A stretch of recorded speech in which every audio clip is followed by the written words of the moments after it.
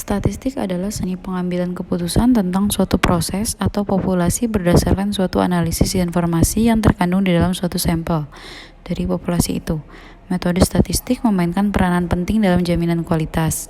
Metode statistik itu memberikan cara-cara pokok dalam pengambilan sampel produk, pengujian, serta evaluasinya, dan informasi di dalam data itu digunakan untuk mengendalikan dan meningkatkan proses pembuatan.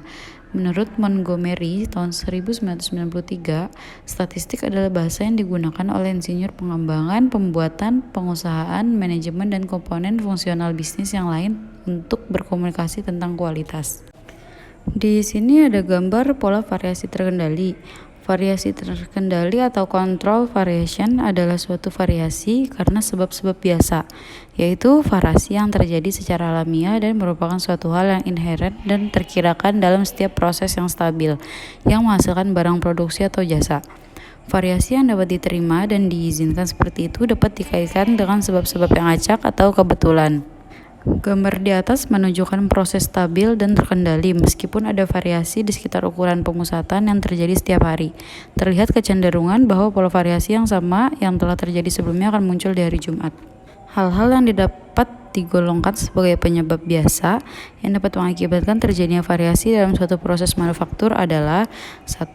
Kualitas dari material yang digunakan, 2. Tingkat penguasaan atau keterampilan operator mesin, 3. Desain dari mesin besi. Gambar di atas merupakan gambar pola variasi terkendali. Variasi tak terkendali atau uncontrolled variation adalah variasi karena sebab-sebab khusus.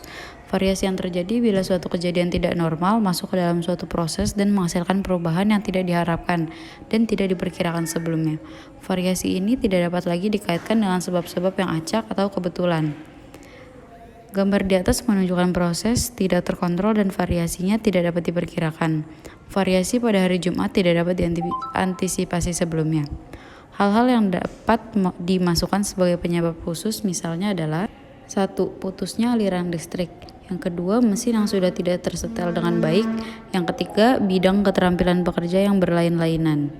Bisa dilihat di atas ada gambar fishbone diagram 1. Bisa dilihat gambar selanjutnya fishbone diagram 2. Diagram ini menunjukkan 5 faktor yang disebut sebagai sebab dari suatu akibat. Kelima faktor ini adalah manusia atau tenaga kerja, metode, material atau bahan, mesin, dan lingkungan. Diagram ini biasanya disusun berdasarkan informasi yang didapatkan dari sumbang saran atau brainstorming. Kurang lebihnya mohon maaf. Wassalamualaikum warahmatullahi wabarakatuh.